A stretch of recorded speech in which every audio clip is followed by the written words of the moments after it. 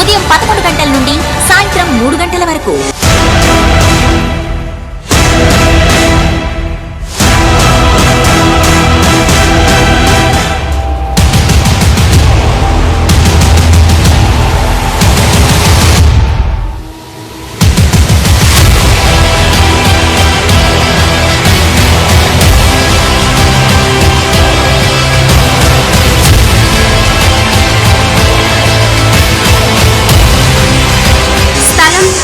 Ashrayapuram, Gurramguda, near B N Reddy, Hyderabad.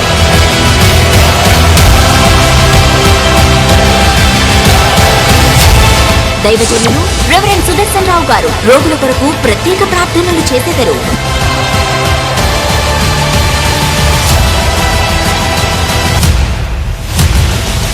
దూర ప్రాంతం నుండి వచ్చే వారికి ఉచిత భోజన వసతి కలదు. మరి నా యొక్క స్వగ్రామము మొయినాబాద్ మండలు. నా పేరు నిర్మల. మరి గత ఏప్రిల్ నుంచి నేను ఈ సంఘానికి వస్తున్నాను. 2007 నుంచి మేము బాగా సఫర్ అవుతున్నాం. మరి అదేందా మాకు తెలియదు కానీ మరి చాతబడి క్రియలని మళ్ళీ మేము మా ఫాదర్ ఆ విధంగా చనిపోయాడు, మళ్ళీ ఆయన చనిపోయినాక ఏంది ఇది అని మేము అట్లా అనుకునే వాళ్ళము. ఇట్లా మేము సంఘానికి పుట్టు క్రైస్తవరాలనే కానీ మరి సంఘానికి వస్తున్నా వెళ్తున్నా కానీ మరి ఈ చాతబడి క్రియలు అయితే అట్లనే కంటిన్యూ అవుతున్నాయి. అదేంటంటే మా ముగ్గురు అక్క చెల్లెళ్ళకి చేసిండ్రు అనమాట. అయితే అది ఎవరు చేసిండ్రు అనేది ఇంకా దేవుడికి తెలుసు. కానీ ఇంకా మేము అట్లా 2007 నుంచి బాగా సఫర్ అవుతూ మరి ప్రతి అమావాస, పౌర్ణమికి, అష్టమికి అప్పుడు ఏమవుతుందంటే మాకు జీడి పడుతుండే అనమాట. శరీరం ఇదంతా నల్ల మచ్చల్లాగా ఏదన్నా ఒక దగ్గర ఒక జాగలో పడుతుండే. అట్లా ఇదేందబ్బా ఇట్లా అవుతుందని మేము అనుకుంటుండే కానీ ఎక్కడ వెళ్ళలేదు, చర్చికే వెళ్తాము. తర్వాత మరి సాతాను శోధన ఏదో కానీ అంటే ఇంత దేవుళ్ళ పుట్టి పెరిగి కూడా మేము ఒక అన్యుల దగ్గరికి, మంత్రాలు చేసే వాళ్ళ దగ్గర కూడా నేను వెళ్ళినాను. అంటే అది తట్టుకోలేక బాధను, ఏంది ప్రభువా మాకు ఇంకెక్కడ తక్కువ కదా ఏందా అని.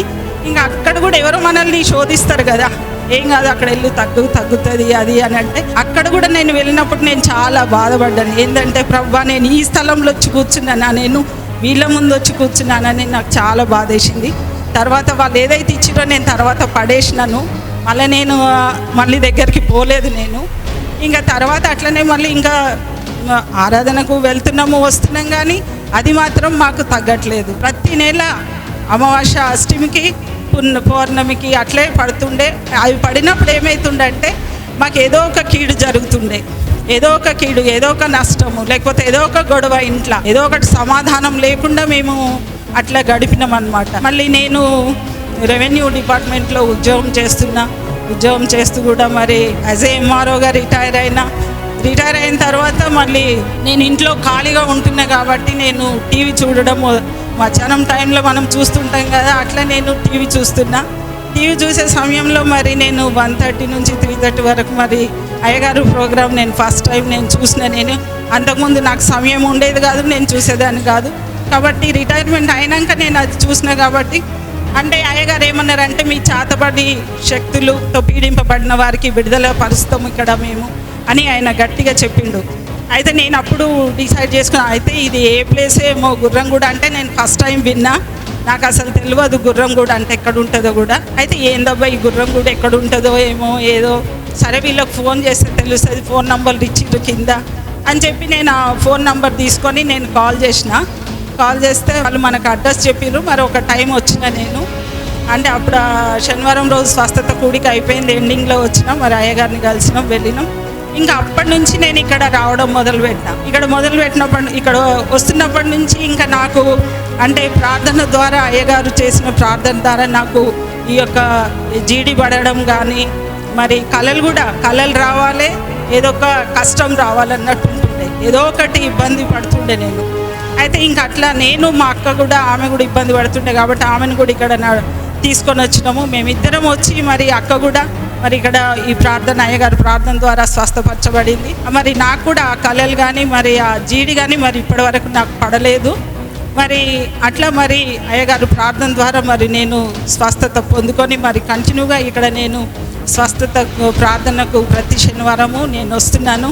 మరి ఇది ఆయన ప్రణాళిక, మరి అంటే యేసయ్య ప్రణాళిక. మరి టీవీ ద్వారా మరి ఆయన ద్వారం తెరిచి నేను అనుకునేదాన్ని, ఏ పాస్టర్కు చేత కదా ఈ మంత్రాలు తంత్రాలు ఇవన్నీ పోవా నాకు అని బాధపడేదాన్ని. మరి ఇక్కడ వచ్చినప్పుడు మరి నేను మరి చేతబడి మంత్ర శిక్షల నుంచి మరి విడిపింపబడి మరి నేను ఆ కళలు కానీ అవి కానీ ఏం రాకుండా మరి యేసయ్య నన్ను స్వస్థపరిచిండు. మరి దానికి గాను నేను యేసయ్య కింద మరి రుణపడి ఉంటున్నాను. మరి ఇటు విధంగా మరి ప్రభువు నన్ను ఇక్కడ నడిపించి, నాకు షుగర్ కూడా ఉంది.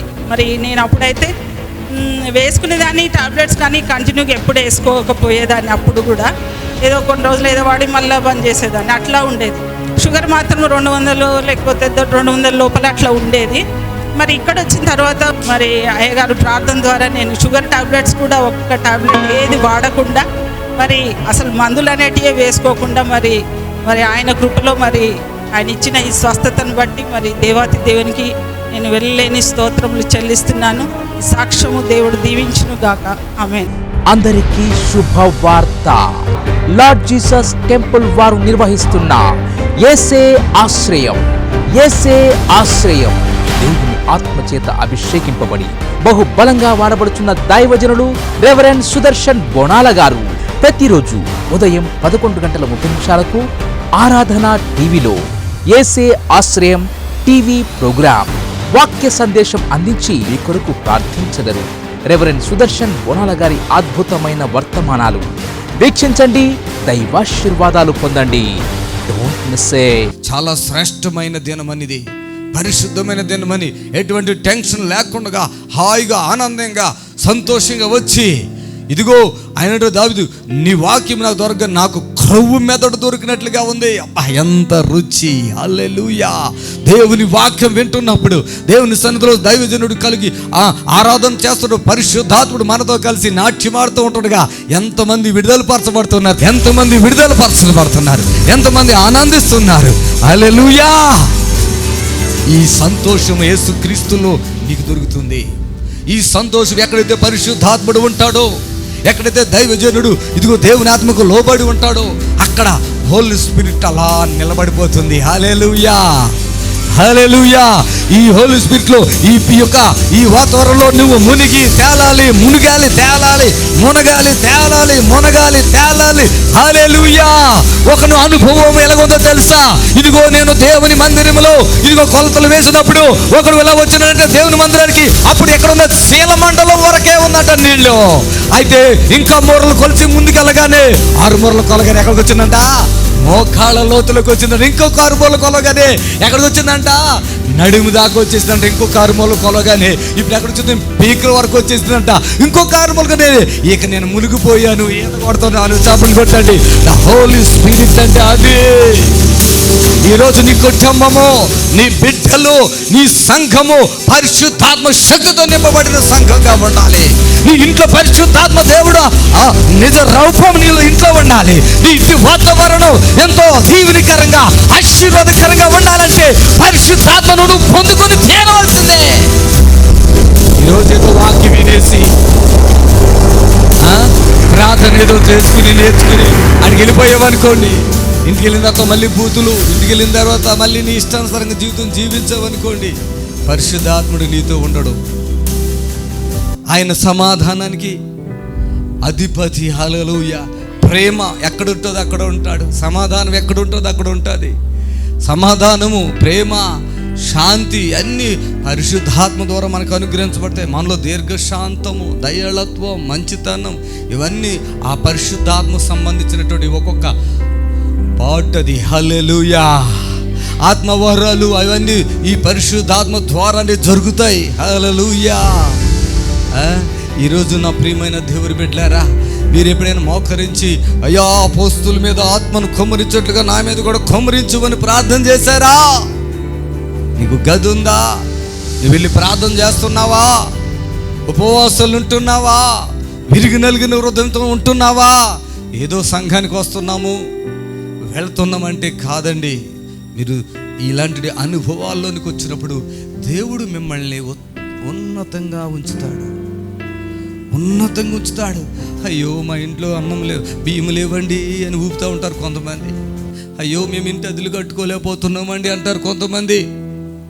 అయ్యో మేము మంచి వస్త్రాలు ధరించట్లేకపోతున్నామండి అంటారు కొంతమంది. అయ్యో మేము చాలా అప్పుల్లో ఉన్నామండి అని అంటారు కొంతమంది. అయ్యో మేము చాలా చాలా కష్టపడుతున్నాం కానీ ఏంటోనే వచ్చిన డబ్బులు వచ్చినట్టుగా వెళ్ళిపోతున్నాయి అంటారు కొంతమంది. అసలు పరిశుద్ధాత్మ అంటే ఎట్లా ఉంటుందో తెలుసా? నీ ఇంట్లో పరిశుద్ధాత్మతో నువ్వు నింపబడితే ఎట్లా ఉంటుందో తెలుసా? ఇది ఓటండి, ఓట. హల్లెలూయా. గొయ్యి కొట్టి ఇలా గుంట కొడితే అక్కడ నీళ్లు ఓడతాయి. ఎన్ని నీళ్లు తోడుకో వస్తుంది, మళ్ళీ తోడుకో వచ్చేస్తాయి, మళ్ళీ తోడుకో వచ్చేస్తాయి. ఒక దైవజనుడు అంటున్నాడు, అమ్మా అక్కడ కరువు వచ్చేసింది, మొత్తం చాలా కరువు వచ్చేసింది. అక్కడ కరువు వచ్చేసింది, ప్రజలందరికీ భోజనం లేదు. సమ్రోన్ పట్టణం అది భోజనం లేదు, ప్రజలందరికీ భోజనం లేదు. అక్కడ ఆకలి దప్పులతో అలమటించిపోతున్నారు, ఎక్కడ భోజనం లేదు. దైవజనుడితో ప్రభు చెప్తున్నాడు, నువ్వు ఒక స్థలానికి వెళ్ళు, అది సారేపాతు, అక్కడికి వెళ్ళు, అక్కడ ఒక వెధవురాలు ఉంటుంది, ఆమె నిన్ను పోషిస్తుంది అన్నాడు. దేవుడే చెప్పాడు, ఏలేదు, ఆమె నిన్ను పోషిస్తుంది. హల్లెలూయా. వేదవరాలు నిన్ను పోషిస్తుంది, ఎల్లు అక్కడికి అన్నాడు. దైవజనుడు మొత్తం గొంగలి ఒకటి కప్పుకున్నాడు, మొత్తం మీద నడుచుకుంటా వెళ్ళిపోయాడు. వెళ్ళేసరికి ఒక ఆవిడే ఆ ఊరు బయటకు దూరంలో ఏం చేస్తుంది తెలుసా? కట్టెలు ఏరుకుంటా ఉంది. కట్టెలు ఎందుకు ఏరుకుంటుందంటే ఆమె దగ్గర ఒక కుమారుడు, చిన్న అబ్బాయి. ఇక భర్త లేడు, వెధవరాలంటే భర్త లేడని అర్థం చేసుకోవాలి. చిన్న అబ్బాయి ఉన్నాడు, కొంచెం పిండి కొంచెం నూనె ఉంది. ఇక ఈరోజు వాళ్ళు ఈ రొట్టెను చేసుకుని తింటే వీళ్ళకు కూడా భోజనము లేదు, అయిపోయింది. భోజనం ఇక లేదు, ఉండదు. అప్పటికే చాలామంది చనిపోతున్నారు భోజనం లేక చనిపోతున్నారు, చాలామంది భోజనం లేక చనిపోతున్నారు. ఇంకెళ్ళకి భోజనం లేదు. ప్రియులారా, అలాంటిది లాస్ట్ టైంలో దైవజనుడు ఆ స్థలానికి వెళ్ళాడు. అమ్మా కొంచెం నీళ్ళు అన్నాడు. నీళ్ళు ఆ కట్టెలు ఏరుకునే ఆవిడ దగ్గర ఎంత పెద్ద నీళ్ళు ఉంటాయి. వర్షాలు కురవట్లే, మంచు కురవట్లే, వర్షాలు కురవట్లే, అన్ని బావులు గీళ్ళు అన్నీ ఎండిపోయినాయి. ఈ దినాలు లేక ఆ దినాల్లో బోర్లు గీర్లు ఏమి లేవు. ఆ కొంచెం నీళ్ళు బాటిల్లో తెచ్చుకున్నట్టు తిత్తులు కొన్ని నీళ్ళు తెచ్చుకుంది. నీళ్ళే కదా ఆయన చూసింది. దైవజనుడు నీళ్ళు అడిగితే ఇవ్వకపోతే ఏముంది, ఆమె తెచ్చుకున్న నీళ్ళు ఇద్దాం అనుకుంటే, అమ్మా నాకు చిన్న అప్పం. ఆవిడంది, అయ్యా ఇంకా కొంచెం నూనె కొంచెం పిండి ఉంది, ఇంక ఇది అయిపోతే ఈరోజు మాకు భోజనం లేదు. అయినా దైవజనుడు అడిగాడు, ఒక అప్పాన్ని తీసుకొచ్చి ఆయన ప్లేట్లో పెట్టింది. దేవునికి స్తోత్రం కలుగాక. దాన్ని చింపుకుని నములుతూ తింటా ఉన్నాడు దైవజనుడు. ఆ అప్పమును తింటా ఉన్నాడు, ఆ అప్పాన్ని తింటా ఉన్నాడు, అంతే తింటా ఉన్నాడు. ఆమె బుడ్డిని చూసేసరికి పిండి ఫుల్ అయిపోయి ఉంది. చాపాట్లు కొట్టండి. ఆమె ఇలా తిరిగి చూసేసరికి నూనె ఎక్కడో కొద్దిగున్న నూనె ఇక నిండిపోయి ఉంది. చాపట్లు కొట్టండి, గట్టిగా కొట్టండి, గట్టిగా. 3.5 సంవత్సరాలు ఆ బుడ్డులో ఉన్నటువంటి పిండి తగిలిపోట్లే. దైవజనుడు తింటున్నాడు, వాళ్ళ కుమారుడు తింటున్నాడు, ఆమె తింటుంది. ఆ పిండి అలాగే పెరుగుతా ఉంది. 3.5 సంవత్సరాలు. ఈరోజు చాలామంది దైవజనులకి ఏదైనా పెట్టాలంటే ఇంటికి వస్తే ఒక రోట పెడతారు, కానీ తర్వాత పెట్టలేరులే. మాకు తెలుసు. వచ్చిన రోజు మాత్రం చికెన్ ఫ్రై, అవసరమైతే థమ్స్అప్, ఇంకా తింటారా, ఇంకా మేము వద్దు అనేదాకా పెడతారు. అమ్మాయి 2 రోజులు ఇక్కడ ఉంటాం అనేసరికి ఎట్లా ఉంటుంది? ప్రియులారా, ఇదిగో చూడండి, దైవజనుడిని ప్రేమించిన ఆ కుటుంబంలో ఎంత సమృద్ధి ఉంది అండి. ఎంత అదే పరిశుద్ధాత్ముడు అక్కడ ఉన్నాడు. ఈరోజు మాకు పెట్టిన భోజనాలు, మాకు ఇచ్చిన కానుకలు, మాకు ఇచ్చిన వస్త్రాలు, మమ్మల్ని చూసిన ప్రతిదీ ఎవరిని చూస్తున్నారు మీరు? ప్రభుని. హల్లెలూయా. ప్రభుని చూస్తున్నాం. నిజమైన విశ్వాసులు ఎలా ఉంటారు? మొదటగా దైవజనుడిని ప్రేమిస్తారు, ఆ తర్వాత వాళ్ళు అన్నిట్లో సమృద్ధిగా ఉంటారు. బిఎస్ రావు మినిస్ట్రీస్ వారు నిర్వహించు ఆరాధన కార్యక్రమాలు ప్రతి ఆదివారం ఉదయం 10 గంటల నుండి 1 గంట వరకు. ఆత్మీయ సంగీతం, ఆత్రంతో సత్యంతో ఆరాధించి పాటలను పాడే క్వైర్. ప్రజలు రెవరెండ్ సుదర్శన్ రావు గారు పరిశుద్ధాత్మ శక్తితో నింపబడి ప్రవచనాత్మకమైన వర్తమానం చెప్పి రోగుల కొరకు స్వస్థత ప్రార్థనలు చేసెదరు. రండి, మనమందరం కలిసి ప్రభువుని ఆరాధిద్దాం. బిఎస్ రావు మినిస్ట్రీస్ వారు నిర్వహించు ఆరాధన కార్యక్రమాలు ప్రతి ఆదివారం ఉదయం 10 గంటల నుండి 1 గంట వరకు.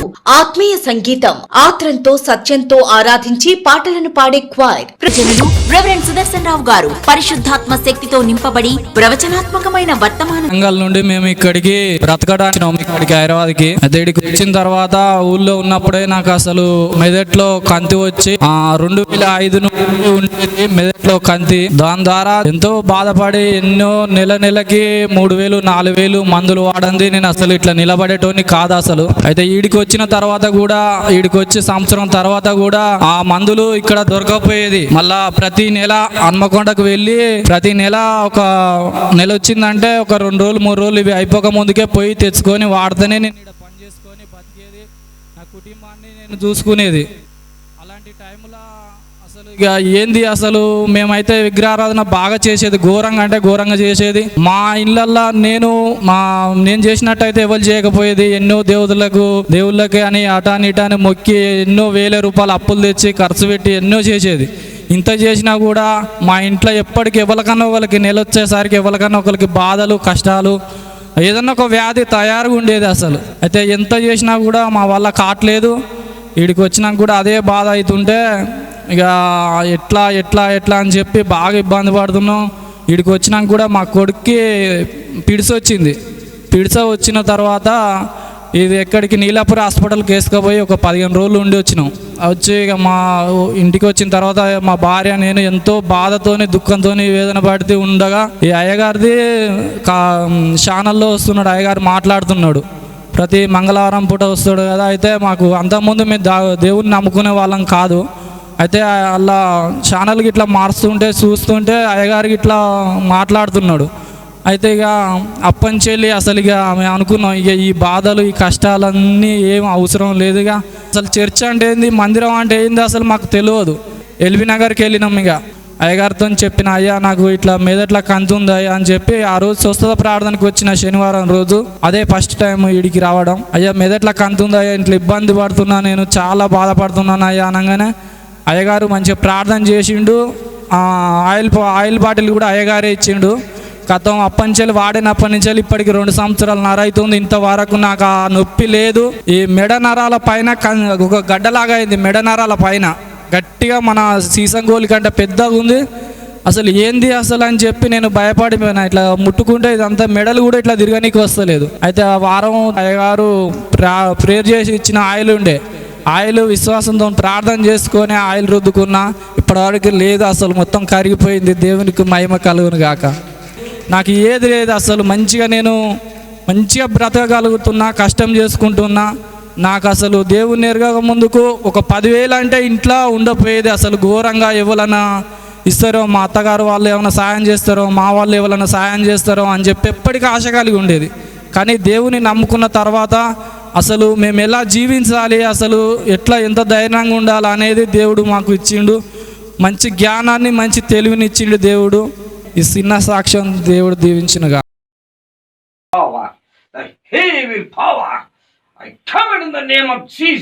ఈ దేహంలో పనిచేస్తున్న ప్రతి దురాత్మ చీకటి ప్రభావాన్ని యేసు నామములో రిలీజ్ చేస్తున్నా. ఈ కుమార్తెను విడుదల పరచండి జీసస్. ఈ తల భాగాన్ని ముట్టుతున్నాను ప్రభా, ఈ ఎముకల భాగాన్ని ముడుతున్నాను, ఈ ఛాతి భాగాన్ని ముడుతున్నాను, ఈ కొడు భాగాన్ని ముడుతున్నాను, ఈ చేతులు ముడుతున్నామా. హల్లెలూయా జీసస్, హల్లెలూయా, ఆమేన్, హల్లెలూయా. నడువురా తల్లి, నడువుక నడుచుకో. నీకేమైనా ఇబ్బంది ఉంటే చెప్పుకో. అయిపోయిందిగా? అయిపోయిందా? ఇంకేమైనా ఉందా? అమ్ముంటే నడిచేదాన్ని. నడు తొందరగా. యేసయ్యా, ఆమేన్, ఆమేన్. యేసయ్యా అనుకుంటారా? సరిత, ఇప్పుడు ప్రార్థన చేసాక ఎట్లా ఉందా నీకు? ఇప్పుడు నెమ్మదిగా ప్రశాంతంగా ఉందా? ఏమన్నారు డాక్టర్లు? ఎక్కడ చూపించుకున్నావు? ఏ హాస్పిటల్ చూపించుకున్నావు? ఆరెంజ్లో తొడకు పెట్టిరు. ఎల్బీ నగరా అరేంజ్ ఎల్బీ నగరా డాక్టర్ దగ్గర ఎక్కడెక్కడ పెట్టారు అసలు ఫస్ట్ ఫస్ట్ ఇడ చేసిర్రు. ఫస్ట్ ఇడ చేసిస్తే ఈజీగా ఫెయిల్ అయింది. మళ్ళా కుతికకు పెట్టిర్రు రెండోసారి. మళ్ళీ ఇడ చేసిర్రు. డాక్టర్ వాసిపు వచ్చేసింది. మళ్ళీ ఎక్కడ పెట్టారు ఇంకా? మళ్ళా డాక్టర్ వాపు వస్తుందంటే తగ్గుతుంది అమ్మా, టైం పడుతుంది తగ్గుతుంది అంటే అట్లనే ఊకుంటే ఇడ కాలితే బొగ్గలు ఎక్కువ వచ్చినట్టు వచ్చి ఆ బొగ్గ వలిగి రక్తం అంతా కారిపోయింది. అమ్మా ఎన్ని బట్టలు పెట్టినా ఆగలేదు, రక్తం ఆగలేదు. ఇక మళ్ళీ ఆరెంజ్కి తెల్లారి తీసుకపోతే బ్రెడ్ అంతా పోయిందని రెండు ప్యాకెట్లు బ్రెడ్ ఎక్కించి ఈ తొడకు పెట్టిర్రు. ఇక ఇప్పుడు తొడకు పెట్టి 20 రోజులు అవుతుంది. ఏ హాస్పిటల్ పోయినా డయాలసిస్ చెయ్యం, ఇక ఆపేసినాము. తొడకు ఎక్కువ చేయొద్దు, కుతికకు పెట్టాలని కుతికకు 2 డాక్టర్లు మాస్టర్లు నన్ను కూర్చి స్నానం చేసారు. ఎంతకాలం మట్టి చేస్తున్నారు ఇట్లా? ఇప్పుడు నెల అవుతుంది. అసలు ఇది స్టార్ట్ అయ్యి ఎంతకాలం అయింది? స్టార్ట్ అయ్యి ఇప్పుడు 3 వెళ్ళి 4 పడ్డాయి. ఇప్పుడు ప్రార్థన చేసాక ఎట్లా ఉంది? హాయిగా ఉందా? చెప్పు యేసయ్యా నీ స్తోత్రం అని చెప్పు. కోట్ల స్తుతులు ఆమేన్. వందనాలు అర్పిస్తున్నాను. ఎన్నో కష్టాలు పడ్డావు కదా ఈ లోన. ఎన్నో కష్టాలు. ఇప్పుడు మెడిసిన్ వాడిన దానికి ఇప్పుడు ప్రార్థన చేసేదానికి సెకండ్ లో దేవుడు మార్పు వచ్చేసాడు. Okay, God bless. నొప్పులన్నీ తగ్గినాయి. ఇప్పుడు నీకు సంతోషం ఉందా ఆమెను చూసినప్పుడే? అయితే ఏ లెక్కలు ఇది లేకుండే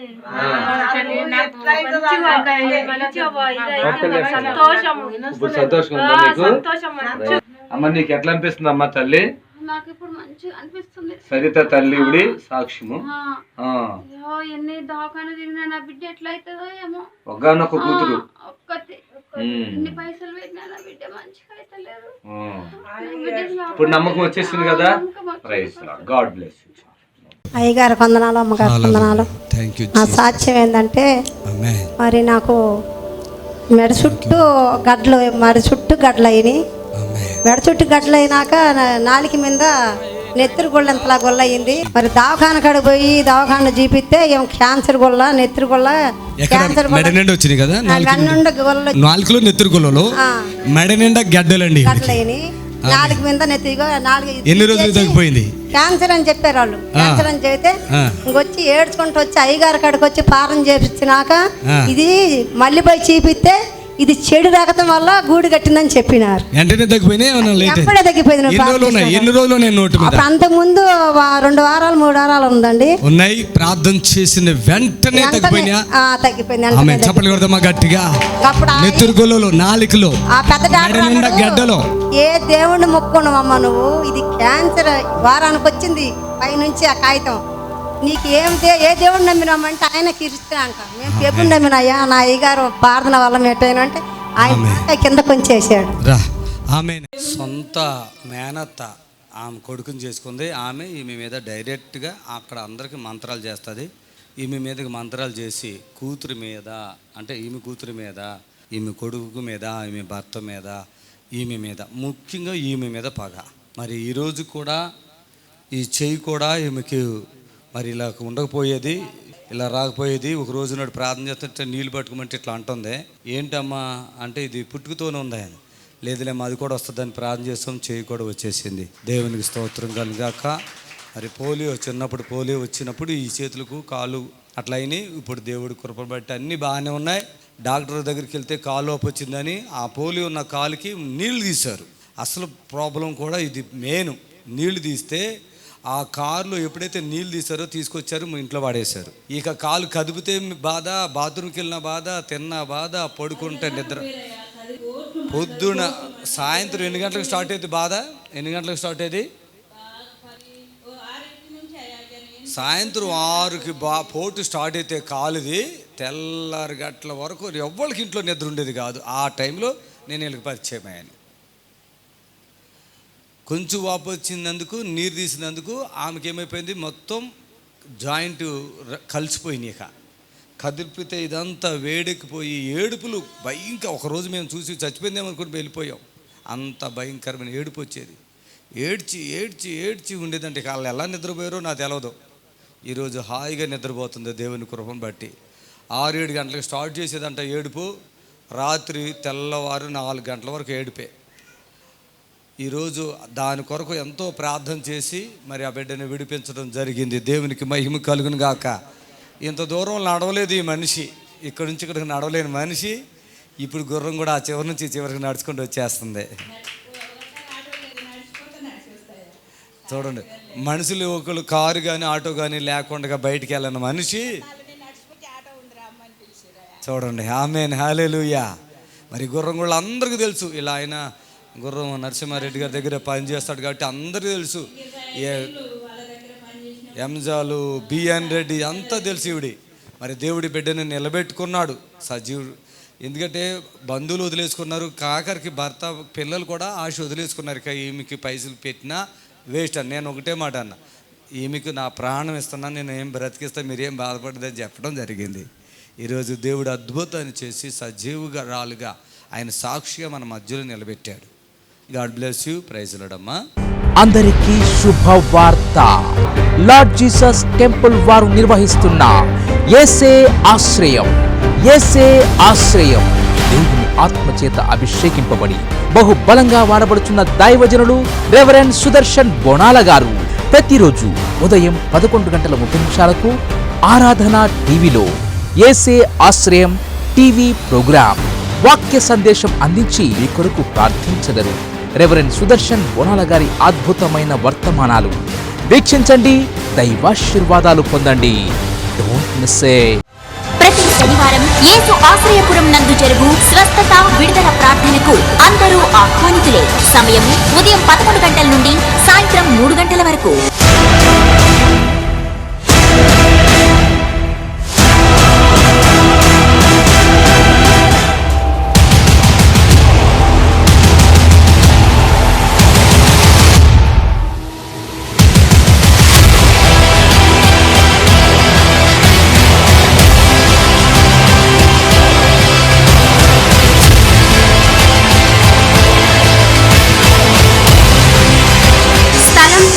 ఆశ్రయపురం, గుర్రంగూడ, నియర్ బిఎన్ రెడ్డి, హైదరాబాద్.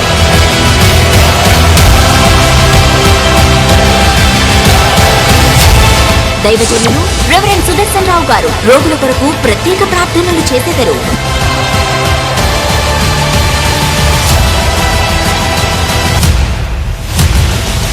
దూర ప్రాంతం నుండి వచ్చే వారికి ఉచిత భోజన వసతి కలదు.